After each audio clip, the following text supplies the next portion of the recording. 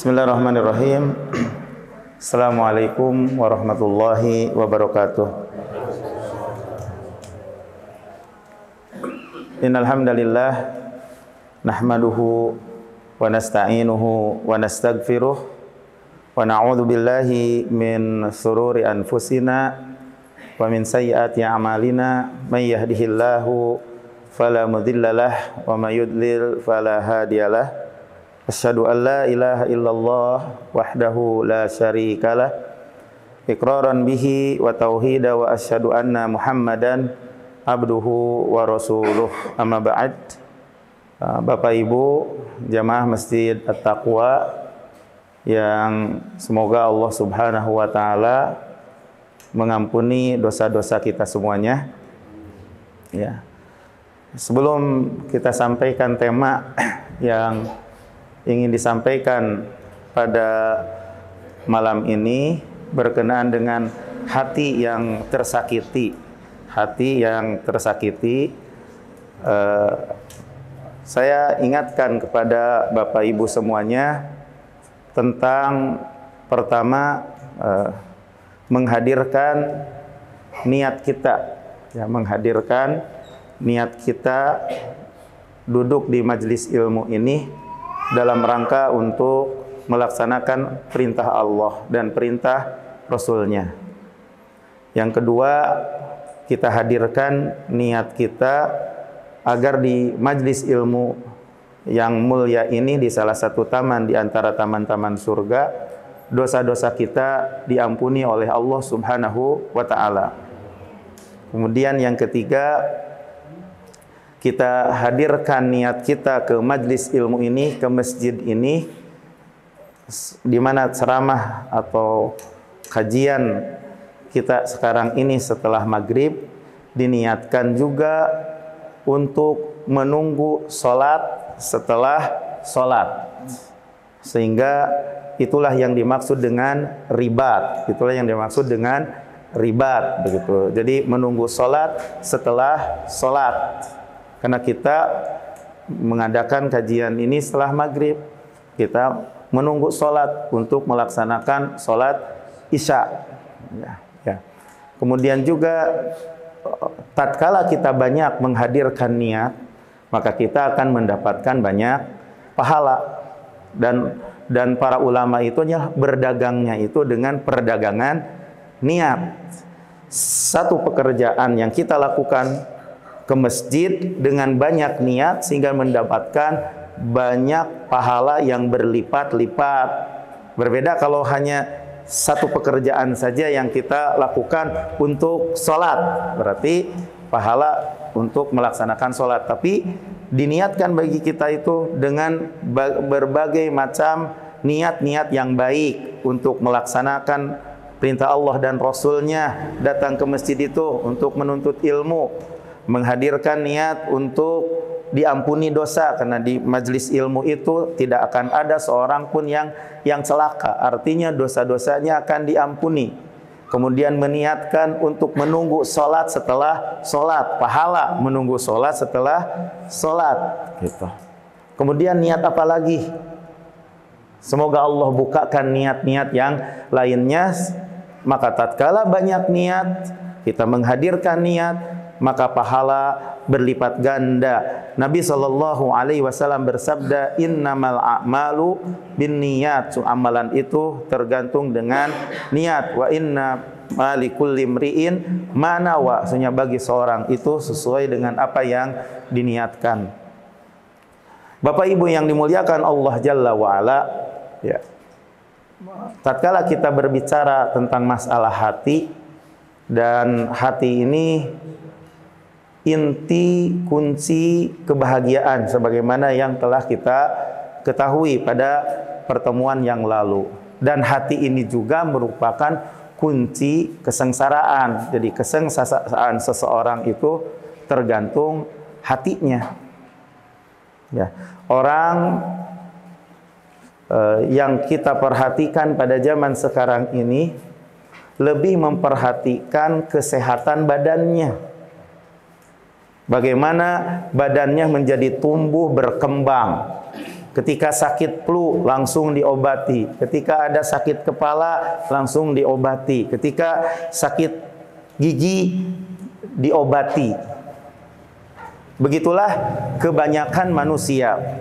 Bahkan kalau kita perhatikan, lebih banyak pikiran manusia itu adalah untuk mencari sesuap nasi, untuk makan. Tapi banyaknya itu manusia itu untuk makanan jasmani, makanan badan. Betul nggak, Bapak Ibu semuanya? Nah, manusia itu ada dua unsur sebenarnya. Manusia itu ada badan, jasad, ada hati. Nah, kebanyakan manusia itu lebih fokus untuk memperhatikan asupan makanan untuk badannya, tapi lupa atau pura-pura lupa tentang masalah hatinya. Kurang begitu diperhatikan oleh banyak manusia. Bahkan banyak manusia itu bodoh dengan hati-hati mereka, dengan jiwa-jiwa mereka, yang membuat dengan kebodohannya terhalang hatinya dari mengenal Allah Jalla wa'ala. Terhalang hatinya dari memurnikan tujuan hanya untuk Allah Jalla wa'ala. Ya. Kenapa? Karena itu tadi perhatiannya itu ya'lamuna dhahiran minal hayatid dunya wa hum 'anil akhirati ghafilun. Mereka itu banyak mengetahui yang nampak dari kehidupan dunia, tapi permasalahan akhirat mereka lalai. Banyak orang yang tidak mau mendengarkan nasihat. Padahal nasihat itu merupakan santapan hati yang menyehatkan. Banyak manusia yang melalaikan untuk melaksanakan sholat berjamaah. Padahal sholat berjamaah itu makanan yang menyehatkan untuk hati seorang hamba. Banyak orang yang meninggalkan saum sunnah, sholat sunnah. Banyak orang yang meninggalkan zikir, baca Al-Quran. Padahal itu merupakan santapan hati yang menyehatkan. Banyak manusia yang mentergantungkan hatinya, harapannya kepada makhluk. Padahal itu merupakan perkara yang menyebabkan hatinya itu menjadi sakit. Hati yang tersakiti. Hati yang tersakiti dengan ketergantungan hatinya kepada selain Allah Jalla wa'ala. Menyekutukan Allah Jalla wa'ala. Mentergantungkan harapan kepada manusia. Mentergantungkan rizki kepada makhluk selain Allah Jalla wa'ala. Hati yang tersakiti. Makanya kata Syekhul Islam Ibnu Taimiyah rahimahullah, kullu man allaqa qalbahu bil makhluqat. Setiap orang yang mentergantungkan hatinya kepada makhluk agar makhluk itu menolongnya, atau agar makhluk itu memberikan rizki kepadanya, atau makhluk itu memberikan hadiah kepadanya, berarti hatinya telah tunduk kepada mereka, tunduk kepada makhluk. Jadilah hatinya menghambakan diri mereka, hatinya menghambakan kepada makhluk. Walaupun umpamanya secara zahir dia itu sebagai pemimpin kepada makhluk, yang mengatur kepada makhluk, tapi orang yang berakal mengenal hakikat seseorang itu bukan dari sisi zahirnya. Umpamanya seseorang yang hatinya tergantung kepada perempuan, seseorang yang hatinya tergantung kepada istrinya, walaupun itu boleh, tapi jadilah hati seseorang tersebut menjadi tawanan istrinya, walaupun secara zahir dia sebagai seorang pemimpin, dia sebagai ketua rumah tangga, karena dia sebagai suaminya, tapi pada hakikatnya dia tertawan oleh manusia, oleh istrinya. Apalagi kalau dia itu betul-betul cinta kepada istrinya, mentergantungkan segalanya kepada istrinya, jadilah istrinya yang menguasainya. Walaupun dia sebagai seorang pemimpin, tertawan hatinya oleh istrinya. Itu hati yang tersakiti. Apakah hati yang sehat? Hati yang tersakiti. Betul. Maka seorang muslim, walaupun oleh orang kafir ditawan, oleh orang kafir dipenjara, atau diperbudak oleh orang yang durhaka, sebenarnya tidak memadorotkan sama sekali bagi seorang mukmin selama dia melakukan dan menegakkan apa yang diwajibkan oleh Allah Jalla wa'ala. Adapun orang yang tertawan hatinya, adapun orang yang diperbudak hatinya oleh selain Allah Jalla wa'ala, bagaimana nih kalau orang yang hatinya itu diperbudak oleh tadi siapa? Oleh istrinya. Itu. Ya, bagaimana nih? Berarti dia diperbudak oleh selain Allah. Makanya tertawannya hati itu lebih berbahaya daripada tertawannya badan. Tertawannya hati, tersakitinya hati lebih berbahaya dari tersakitinya badan. Gitu. Penghambaan hati itu lebih berbahaya dari penghambaan badan. Maka barang siapa yang badannya ya yang diperbudak, ya, tapi ditawan, dipenjara, namun hatinya bebas, hatinya tenang, tidak mentergantungkan kepada selain Allah Jalla wa'ala, maka hatinya akan bahagia, hatinya akan senang. Walaupun dari sisi badannya ditawan, walaupun dari sisi badannya diikat oleh yang lain, tapi kalau hatinya hanya untuk Allah, maka hatinya akan tenang. Makanya orang yang tertawan yang sebenarnya adalah orang yang tertawan oleh hawa nafsunya. Orang yang dipenjara, orang yang tersakiti pada dasarnya adalah yang disakiti oleh syahwatnya, oleh kemaksiatannya. Dan kemaksiatan kepada Allah Jalla wa'ala itulah yang membuat hati kita itu tersakiti. Dan inilah yang banyak tidak diperhatikan oleh kebanyakan manusia. Hatinya sudah sakit, namun tidak mengetahui hatinya sedang sakit. Dan tanda orang yang hatinya sakit, di saat berzikir tidak merasakan manisnya zikir, tidak selera untuk beribadah, tidak selera untuk menuntut ilmu, tidak selera untuk mendengarkan nasihat-nasihat yang disampaikan oleh ustadz, ya, yang disampaikan oleh para pendakwah yang membawakan dalil dari Al-Quran dan Sunnah Nabi Sallallahu Alaihi Wasallam. Itu. Jadi apa tadi?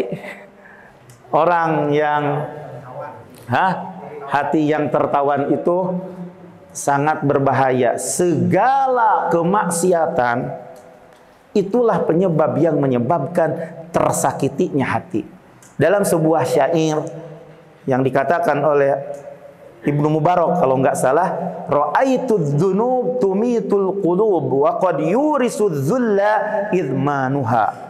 Ra'aitu dzunub tumitul qulub wa qad yuristu adzulla idmanuha. Aku memandang dan melihat dosa akan membuat hati itu menjadi mati.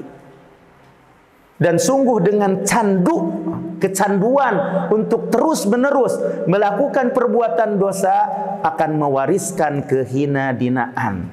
Walaupun dia sebagai seorang pemimpin, walaupun dia sebagai seorang raja, dengan sebab terus-menerus berbuat maksiat, pada dasarnya dia itu dengan kecanduannya maksiat itu mewariskan kehinaan. Makanya kemarin pernah dijelaskan bahwasanya satu kebaikan akan membuat hati itu bercahaya. Satu kebaikan yang kita lakukan akan membuat berbinar-binarnya wajah. Dengan satu kebaikan akan membuat bertambahnya rizki. Satu kebaikan yang kita lakukan akan membuat manusia itu mencintai. Hati semua manusia mencintainya. Berbeda tatkala melakukan keburukan. Satu keburukan yang dilakukan, kata Ibnu Abbas, membuat hati menjadi gelap, membuat wajah buram, membuat dicabutnya keberkahan rizki, dan membuat manusia, hati-hati manusia membencinya. Coba kita pernah mendengar kisah seorang yang bernama Jurej di zaman Bani Israel. Jurej adalah ahli ibadah. Kita mengetahui dipuji-puji oleh orang-orang Bani Israel karena ketaatannya dalam beribadah kepada Allah Jalla wa'ala. Kemudian dipanggil oleh ibunya, dan Jured itu sedang melakukan sholat sunnah. Betul-betul seperti itu, dipanggil sama ibunya. Dia terus meneruskan sholat sunnahnya. Ketika ada wajib, ada sunnah, mana yang didahulukan? Wajib. Berbakti kepada orang tua adalah wajib. Kecuali ini wajib, salat wajib, ini wajib juga, maka dahulukan yang hak Allah wajib ini. Tapi ini adalah sunnah, sedang melaksanakan sholat sunnah. Dipanggil oleh ibunya sampai 3 kali, tetap aja ndak diterusin. Dia juga ragu sebenarnya. Iya, tapi diterusin. Seharusnya panggilan ibu lebih didahulukan, karena itu sholat sunnah. Akhirnya ibunya mendoakan agar tidak dimatikan Jured kecuali melihat wanita pezina. Kecuali Jurej itu melihat wanita yang selalu terus melakukan perbuatan-perbuatan mesum. Singkat cerita, bahwasanya ketika sedang ngobrol, orang-orang Bani Israel memuji-muji dan menyebutkan tentang kesolehan Jurej. Kemudian datanglah wanita pezina. Saya akan memfitnah, saya akan mencoba merayu Jurej. Anda setuju? Setuju. Akhirnya wanita pezina dan terkenal kecantikannya, dia datang ke tempat ibadahnya Jurej. Kemudian Jurej selintas melihat wanita yang cantik tersebut. Selintas, bukan bolak-balik terus melihat wanita cantik ya. Ini selintas, seetik, tapi tetap tidak tergoda. Sareretan. Tapi dengan sareretan ini menjadi siksaan kepada Jurej akibat dari sakedap lihat wanita yang cantik itu. Singkat cerita, tidak tergoda. Kemudian kehel panginten wanita cantik tersebut, gak bisa menggoda, pinginnya main-main gitu, selayaknya suami istri, tapi tidak bisa. Akhirnya dia menemukan seorang pengembala kambing. Ayo main dengan pengembala kambing. layaknya suami istri, namanya pezina. Seperti itu. Singkat cerita, bahwasanya wanita pezina itu hamil. Kemudian setelah itu bilang, ini hasil kelakuan Jurej. Oh, orang-orang Banu Israel pada waktu itu langsung mendatangi tempat ibadahnya Jurej, langsung dihancurkan. Wah, katanya ahli ibadah, tapi kok kayak begitu katanya. Seperti itu. Ini karena satu pandangan mata. Bagaimana kalau seandainya siang dan malam kita memandang wanita-wanita pezina yang ada di internet, yang ada di dalam televisi yang kita tonton terus-menerus, para artis yang menyengajakan untuk memperlihatkan kecantikannya. Ini kalau seandainya satu reretan saja mengakibatkan terjadinya siksaan, apalagi kalau seandainya siang malam kita membiarkan mata kita untuk melihat yang tidak halal. Tentu akibatnya lebih dahsyat lagi. Itu di dunia. Kalau seandainya di dunia tidak disiksa, di akhirat. Tapi cukuplah sebenarnya siksaan dengan sebab perbuatan maksiat kepada Allah Jalla wa'ala. Hati yang tidak merasakan manisnya, lezatnya saat membaca Al-Quran, saat melaksanakan sholat. Ada orang yang ketika taraweh tidak merasakan kekhusyuan dari awal sampai akhir. Itu dikarenakan apa? Hatinya tersakiti dengan perbuatan dosa. Ada orang yang membaca Al-Quran, namun padahal Al-Quran merupakan obat, tapi dia malah dengan baca Al-Quran yang dibacakannya, dia tidak merasakan rasanya, nikmatnya baca Al-Quran. Hal yang demikian itu seumpama badan di saat sakit ada makanan yang lezat kurang selera. Begitu pula hati ketika sakit maka tidak selera dengan zikir. Karena pada dasarnya badan itu hati itu sakit sebagaimana badan itu sakit. Maka yang tidak merasakan manisnya saat mengingat Allah Jalla wa'ala, padahal itu makanan yang baik, benci bahkan tidak pernah untuk memegang Al-Quran, bahkan tidak pernah sama sekali untuk mengunjungi masjid Allah Jalla wa'ala, berat sama sekali. Kenapa? Padahal itu makanan santapan hati yang bermanfaat. Dikarenakan hatinya yang tersakiti dengan kemaksiatan kepada Allah Jalla wa'ala.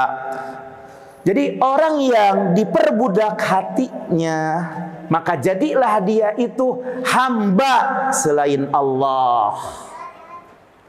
Bisa jadi yang diperbudaknya itu adalah wanita, yang dijadikan yang disenanginya adalah makanan, minuman, tidur, kemudian ketawa-ketawa terlalu banyak, pergaulan. Itu semuanya adalah makanan-makanan yang membuat hati itu menjadi sakit.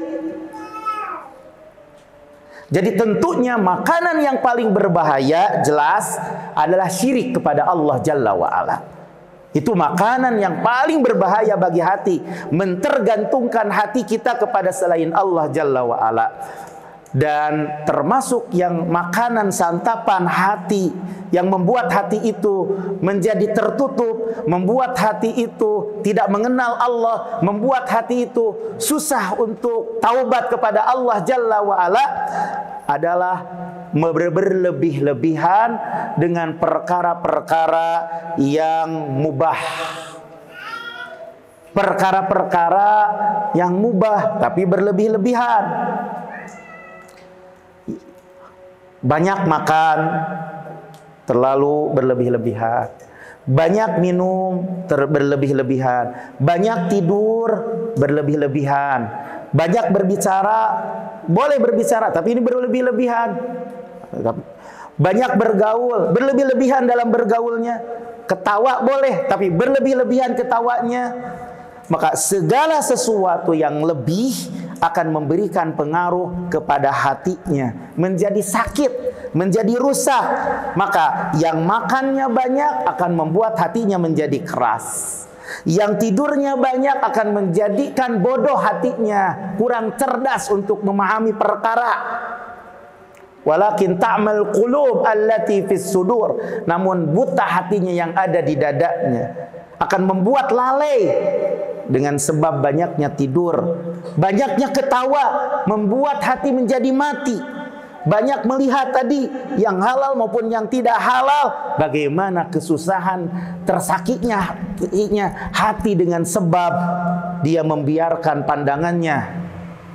Begitu pula banyaknya bergaul. Banyaknya bergaul sangat berbahaya. Karena Ibnu Qayyim mengatakan bahwasanya sebenarnya itu pergaulan itu boleh. Gitu.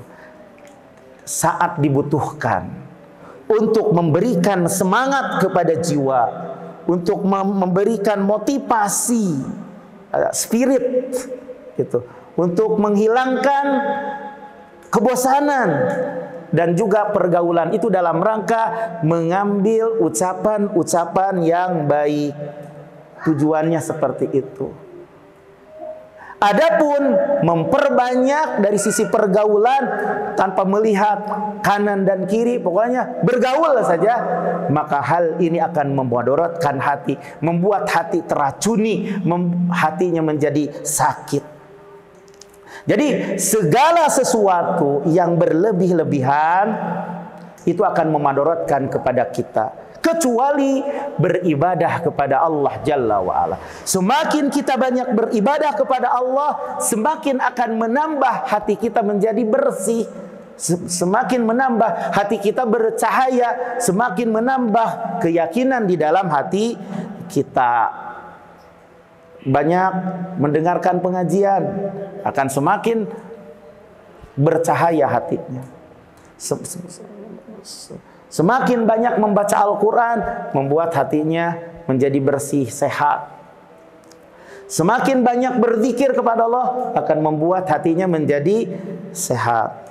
Tapi kalau seandainya banyaknya dalam hal makan, banyaknya dalam hal minum, itu merupakan perkara yang boleh.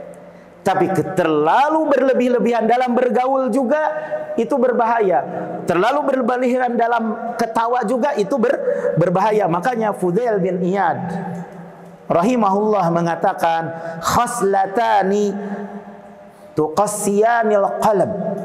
Ada dua sifat, ada dua perkara yang membuat hati itu menjadi keras. Kasratul kalam, banyaknya berbicara, wa kasratul akal, banyaknya makan. Tahu sejarahnya Fudail bin Iyad? Fudail bin Iyad adalah dulunya perampok. Dulunya Fudail bin Iyad itu perampok. Iya. Tapi pada suatu malam ketika dia mau mencuri di sebuah rumah, padahal dia sudah loncat ke genteng, ketika dini hari melihat ada wanita yang solehah yang sedang sholat malam.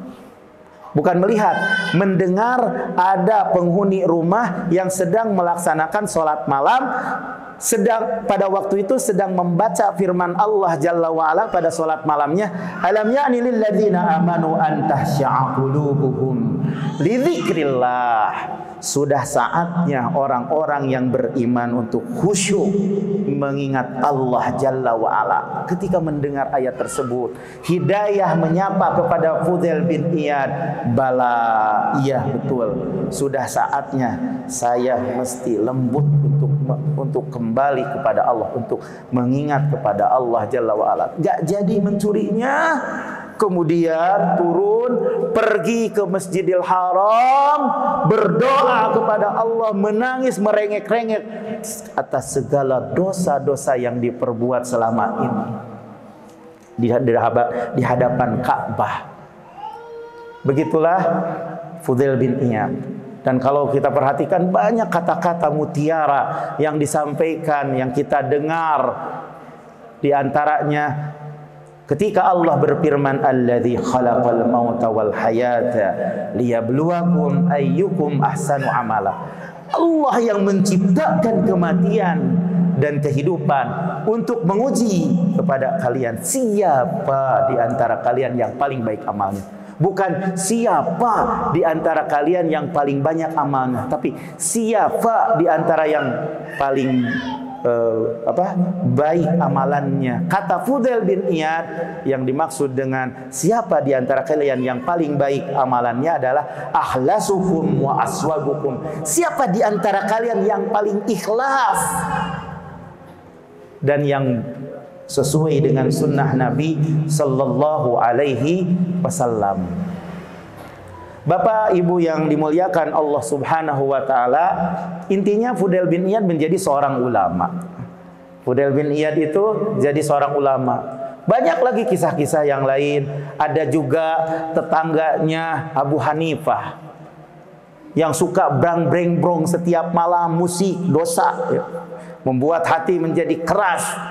Gitu ya, brang breng brong sambil udud atau sambil ngerokok atau sambil apalah gitu. Itulah keseharian pemuda tersebut. Itu adalah tetangganya siapa? Abu Hanifah rahimahullah.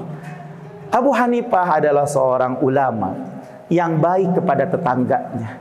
Sampai-sampai nyanyian yang didendangkan oleh pemuda tersebut, karena setiap hari didendangkan nyanyian sambil mabok-mabokan, maka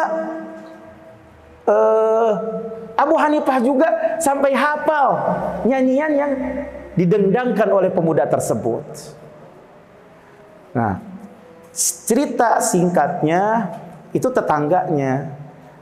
Ketika kan biasa Abu Hanifah itu selalu memberikan nasihat, kajian, pas pulang sepi sekarang itu, ngangenin mungkin ya selama ini suka nyanyi terus gitu. Aneh kok datang pulang dari pengajian, datang ke rumah berdekatan kok gak ada nyanyian lagi, gak ada brang-breng-brong lagi, begitu. Akhirnya keesokan harinya ke masyarakat bertanya, kemana nih pemuda yang biasa? Ini kan mengganggu sebenarnya, tapi seorang ulama itu memiliki akhlak yang mulia. Karena tetangga itu punya hak. Kalau sebagai seorang muslim, hak sebagai seorang muslim, hak muslimnya, hak tetangga dekatnya, gitu kan? Gitu. Kalau seorang kafir hanya ada satu hak, hak tetangga saja. Tapi ini kalau seorang muslim, hak tetangga, hak dia sebagai seorang muslim, gitu kan? Nah, dan ulama itu adalah yang mempraktekkan apa yang disabdakan oleh Nabi SAW. Majala Jibril yusini hatta dhanantu annahu sayuwarrithu. Tidak henti-hentinya Jibril memberikan pesan kepadaku sehingga aku mengira, kata Nabi SAW, bahwasanya tetangga itu memiliki hak waris. Inilah yang dipegang oleh Abu Hanifah. Ketika tetangganya tidak ada, dicari dan ditanyakan, mana ini? Kemudian dijawab, tadi malam kemarin itu bahwasanya pemuda tersebut ditangkap sama polisi. Nah, kalau seandainya kita bukan Abu Hanifah, ya, puas, udah ngeganggu, kan gitu kan?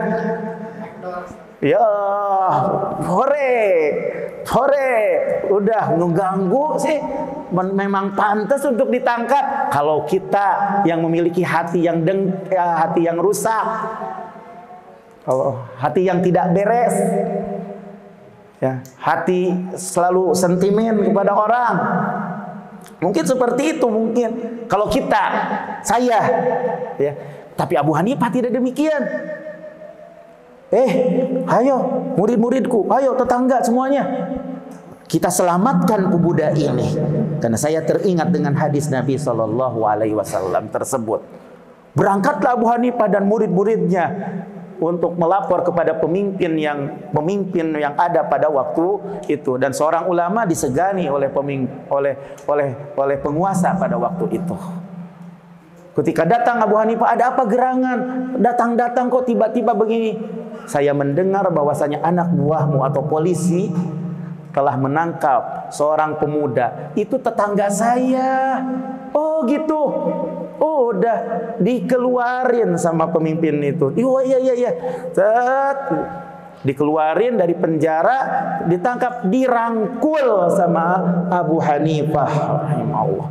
Akhlak yang baik, akhlak yang mulia kepada tetangga seperti itu, dirangkul, dipeluk. Jelaslah pemuda itu merasa dirinya selalu mengganggu, malu, sebenarnya malu dengan Abu Hanifah tersebut yang telah diganggu selama ini.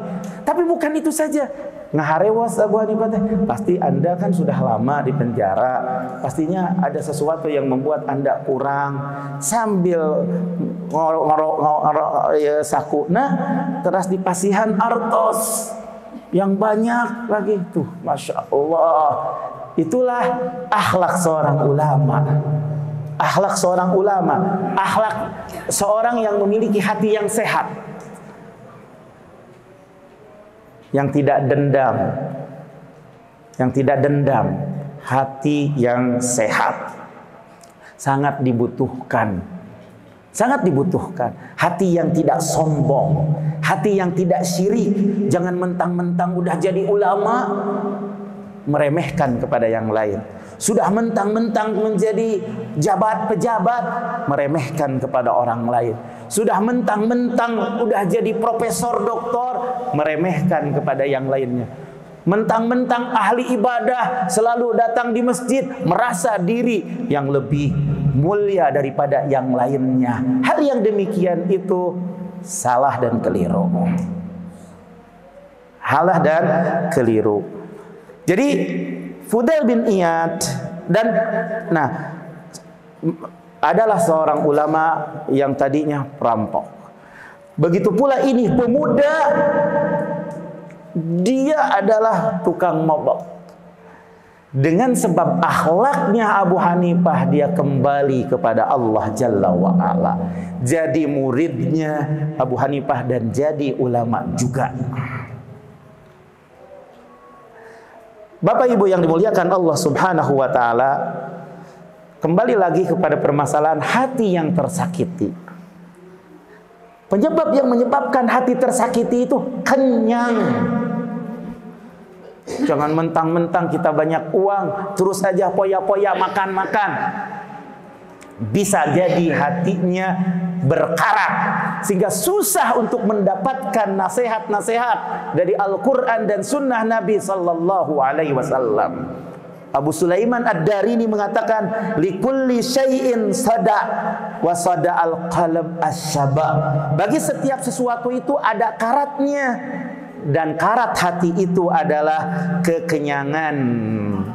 Makhul mengatakan, Bapak Ibu yang dimuliakan Allah Jalla wa'ala, seutama-utamanya ibadah setelah yang wajib adalah lapar dan dahaga.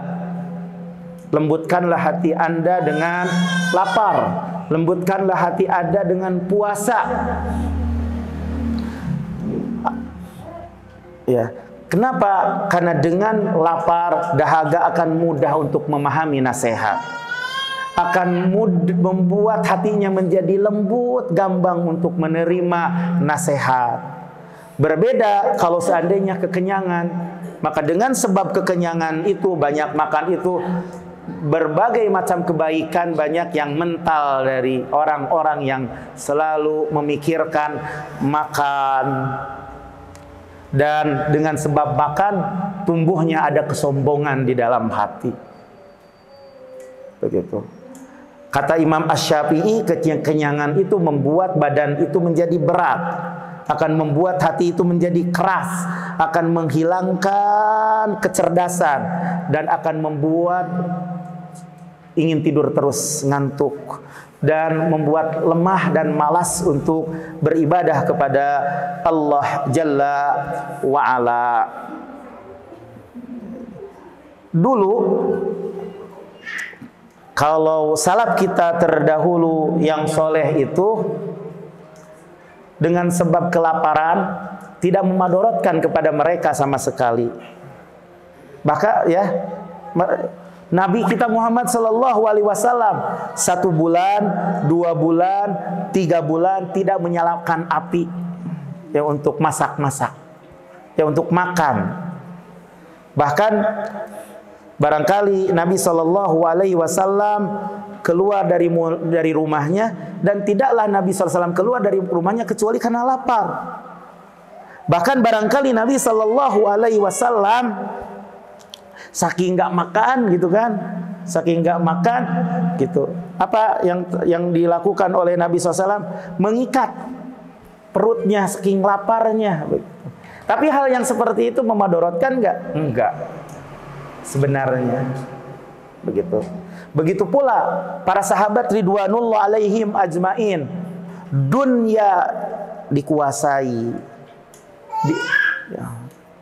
dan jadi bisa membebaskan dunia, padahal mereka kondisinya selalu kelaparan, dan diberikan banyak ilmu, hikmah, hidayah, dan juga menyampaikan agama Allah ke semesta alam. Padahal kebanyakan mereka itu tidak berpoya-poya. Maka orang yang banyak berpoya-poya berbahaya. Daripada untuk berpoya-poya, lebih baik untuk membantu untuk kejayaan Islam dan kaum muslimin. Jadi sebenarnya tatkala kita berbicara tadi, apa namanya? Apa tadinya judulnya itu? Hati yang judulnya tadi apa sih? Hah? Hati yang tersakiti. Bukan hati yang tersakiti. Tema yang ingin disampaikan kemudian apa? Hati yang tersakiti. Apa temanya sekarang ini? Hah? Hati yang bukan? Apa? Harus dikembalikan lagi karena kemana-mana. Apa?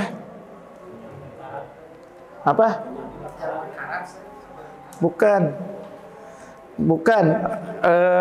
Apa tadi itu? Itu di judul itu apa? Hah? Hati. Oh, hati yang sakit. Hati yang tersakiti ya. Oh begitu, hati yang tersakiti. Iya. Iya. Intinya kayaknya bukan itu dia. Hati yang tersakiti. Coba. Udah adzan. Iya. Hati yang tersakiti ya. Oh ya, hati yang tersakiti. Ya. Jadi hati yang tersakiti. Bukan ya, intinya seperti itu, bahwasanya sebenarnya banyak sekali ya yang membuat hati itu menjadi rusak, membuat hati itu menjadi sakit. Jadi segala maksiat itu membuat hati itu menjadi rusak, membuat hati itu menjadi sakit. Jadi segala apa yang diharamkan oleh seorang hamba, apabila seorang hamba melakukannya, baik dari pandangan memandang yang haram, atau pendengaran mendengarkan hal-hal yang haram, atau makan yang haram, maka hal yang demikian itu bisa membuat hati itu menjadi sakit. Ya, ada 4 perkara yang membuat hati itu menjadi sakit. Setelah melakukan dosa lagi. Seharusnya dosa bertaubat, bukan melakukan dosa lagi. Ya. Kemudian juga yang membuat hati itu menjadi sakit, ya, banyak membicarakan wanita. Wanita lagi. Apalagi kalau ditambah melihat yang bukan yang halal. Membicarakan wanita yang tidak halal. Misalnya seperti melihat artis misalnya, ya misalnya seperti itu. Banyak membicarakan wanita. Kemudian juga bertemu dengan orang-orang yang bodoh. Jadi bergaul dengan orang-orang yang bodoh. Nah, itu bisa membuat hati itu menjadi sakit. Bodoh di mana itu? Bodoh itu adalah orang yang selalu berbuat maksiat kepada Allah. Walaupun dia pintar, tapi dia berbuat maksiat kepada Allah, itu adalah orang bodoh. Kemudian juga duduk dengan orang-orang yang mati. Yang dimaksud orang-orang yang mati itu adalah duduk dengan setiap orang yang kaya yang berlebih-lebihan. Kaya tapi dia poya-poya. Nah, ini bisa membuat hati itu menjadi sakit. Membuat hati itu menjadi mati. Begitu pula dengan penguasa yang durhaka. Nah, ini juga akan membuat hati menjadi ternodai. Ya. Makanya manusia yang paling lembut hatinya itu adalah orang yang paling sedikit berbuat dosa. Jadi orang yang paling lembut hatinya adalah orang yang paling sedikit berbuat dosa. Al-Imam Ibnu Mubarak mengatakan, ra'aitud dzunub tumitul qulub. Aku memandang dosa itu bisa membuat hati menjadi mati. Wa qad yurisu dzulla idmanuha, dan akan mewariskan kehina-dinaan dengan canduknya terus melakukan perbuatan dosa. Ya, kita harus menjaga dirilah. Wa tarkud dzunub hayatul qulub. Meninggalkan dosa akan membuat hati menjadi hidup. Wa khairun li nafsika isyanwa. Sebaik-baik bagi dirimu adalah meninggalkan dosa. Ada hati yang hidup, ada hati yang mati. Ya, mudah-mudahan kita termasuk orang yang memiliki hati yang hidup, bukan hati yang mati. Demikian mungkin yang bisa disampaikan pada kesempatan yang berbahagia ini.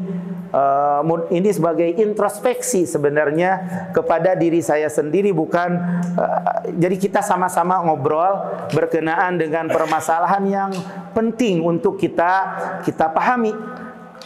Ya, orang yang paham akan dirinya akan selalu berusaha, apakah saya ini termasuk orang yang sakit gitu, yang dimaksud adalah ataukah yang sehat. Nah, ini semuanya penting untuk kita koreksi pada diri kita semuanya. Itu saja yang bisa disampaikan, mudah-mudahan bermanfaat. Jika ada hal yang perlu ditanyakan ya sebelum kita sholat, fal yatafadhal masgura. Silakan.